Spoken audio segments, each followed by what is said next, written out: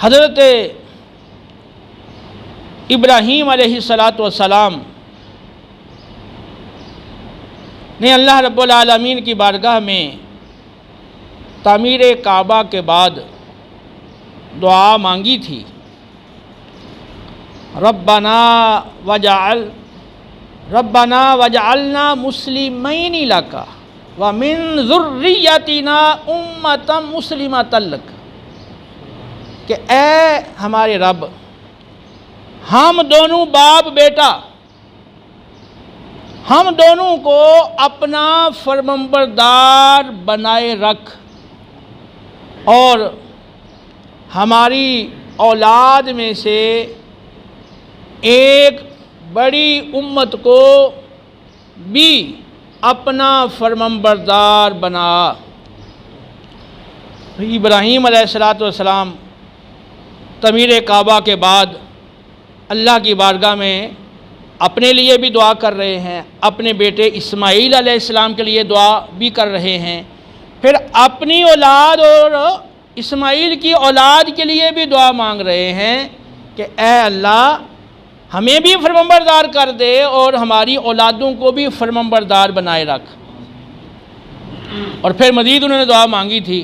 ربنا وابعث فیہم رسولا منہم یتلو علیہم آیاتک ویعلمہم الکتاب والحکمت ویزکیہم انک انت العزیز الحکیم۔ اے ہمارے رب، ان اہل مکہ میں انہی میں سے ایسا عظیم الشان رسول بھیج دے جو ان کے سامنے تیری آیات کی تلاوت فرمائے اور انہیں کتاب و حکمت کی تعلیم سے آراستہ کرے اور انہیں خوب صاف ستھرا اور پاکیزہ بنا دے۔ بے شک تو بڑے غلبے والا اور بڑی حکمت والا ہے، یعنی تو غلبے والا ہے اور سارا یہ معاملہ تیرے اختیار کے اندر ہے اور تو بڑی حکمت والا ہے۔ تو دیکھیں ابراہیم علیہ السلام کو اپنی فکر کے ساتھ ساتھ اپنے بیٹے کی، اپنی اور اپنے بیٹے کی اولاد کی بھی فکر تھی، اور وہ دعائیں انہوں نے مانگی اللہ کی بارگاہ میں، اور پھر رسول اللہ صلی اللہ علیہ وسلم کی تشریف آوری کے لیے دعا مانگی کہ وہ ان میں تشریف لائیں اور یہ جو میری نسل ہے وہ ان کو قرآن و سنت کی تعلیم دیں اور ان کا تزکیہ نفس کریں۔ اور اسی طرح سورہ ابراہیم کے اندر بھی ان کی دعا کا ذکر موجود ہے۔ انہوں نے دعا مانگی تھی کہ اے اللہ رب اجعل ھذا البلد آمنا وجنبنی وبنی ان نعبد الاصنام، اس گھر کو، اس شہر کو حرمت والا بنا دے، امن والا بنا دے، اس گھر کو امن والا بنا دے اور مجھے اور میرے بچوں کو بتوں کی پوجا سے بچا، محفوظ رکھ۔ اپنے لیے بھی دعا مانگ رہے ہیں، اپنے بچوں کے لیے بھی، اولاد کے لیے بھی دعا مانگ رہے ہیں کہ ہم سب شرک سے، بے راہ روی سے، اس گمراہی سے محفوظ رہیں اور تیرا فضل ہمارے شامل حال رہے۔ تو ابراہیم علیہ السلام نے بڑے خلوص کے ساتھ اللہ کی بارگاہ میں دعا مانگی اور پھر آگے عملی اس کے لیے کوشش کی، تو پھر اس کا نتیجہ یہ ہوا کہ اللہ رب العالمین نے ان کو اسحاق علیہ السلام اور اسماعیل علیہ السلام جیسے عظیم پیغمبر وہ عطا فرمائے بطور بیٹے کے، اور آگے ان کی اولاد میں پھر آگے پیغمبروں کا سلسلہ چلا، اور حضرت اسحاق علیہ السلام کی نسل سے بہت سارے بنی اسرائیل کے پیغمبر تشریف لائے،